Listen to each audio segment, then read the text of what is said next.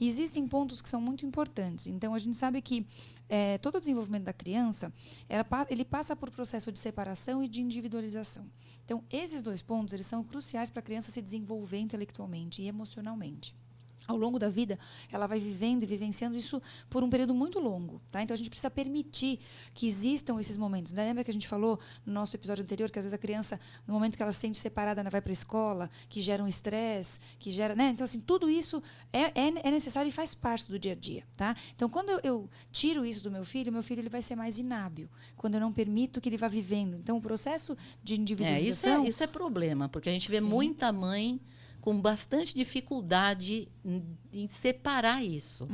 Acho até o fato, assim, às vezes, uma criança que dorme, por exemplo, na cama da mãe durante muitos anos, você vê... Aquilo já devia ter mudado há muito tempo. Então, sabe, cada um no seu quadrado, cada um no seu retângulo, né, gente? Com certeza. No seu retângulo fofinho. Não tem essa, entendeu? Ficar esse grude, essa coisa. Por quê? Por que essa dificuldade? Sim. O que isso impacta depois na cabeça de uma criança? Por que ele tem essa dificuldade, por exemplo, de ficar sozinho?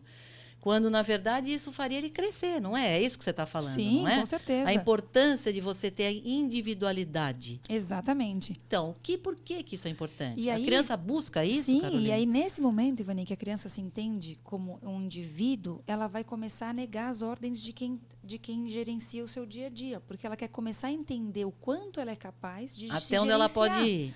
E é por isso que começam a aparecer os desafios em todo... Que a gente brinca. Lembra que a gente falou no nosso episódio de birra, das 2 balas na agulha? Sim. Porque você vai ficar o dia inteiro brigando com seu filho. Então, na hora que seu filho disser não, que ele não quer jogar o papel no lixo e que ele jogou o papel num outro lugar, você vai fingir demência, fingir que você não viu.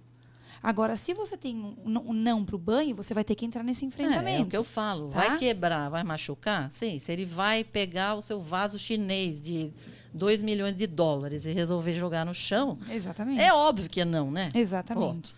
E claro. esse não, Ivani, ele antecede o sim.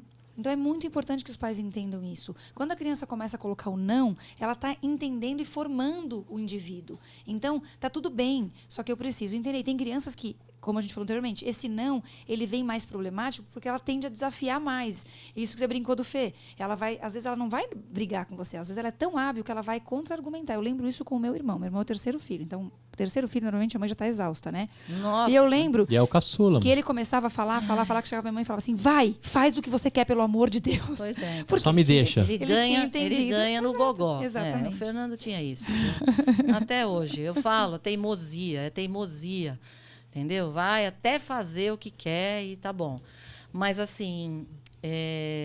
Então, Carolina, mas aí deixa eu entender uma coisa. Por que você falou que o não antecede o sim? Porque a criança, ela precisa se entender como um indivíduo e entender o quanto...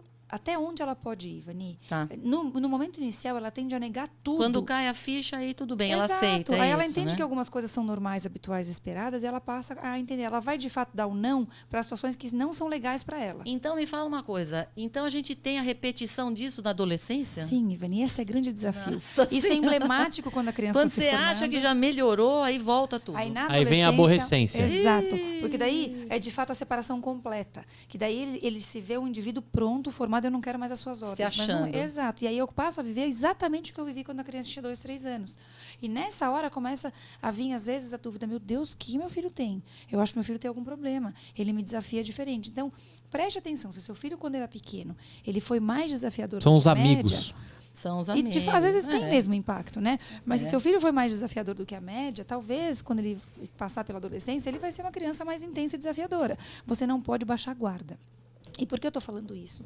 Você tem que continuar sendo uma pessoa adequada e oportuna, mas o que a gente acabou de falar, Ivani, que a criança fala o não, ou o adolescente, porque ele está testando os seus limites. Na hora que eu vou dando sim e deixando que o não seja a verdade dele, ele se desorganiza também. Porque ele não Claro. sabe até onde ele pode ir. Ele está buscando para ver até onde ele pode ir, né? Exato. Essa é a individualização clássica, tá? Então, assim, o enfrentamento vem.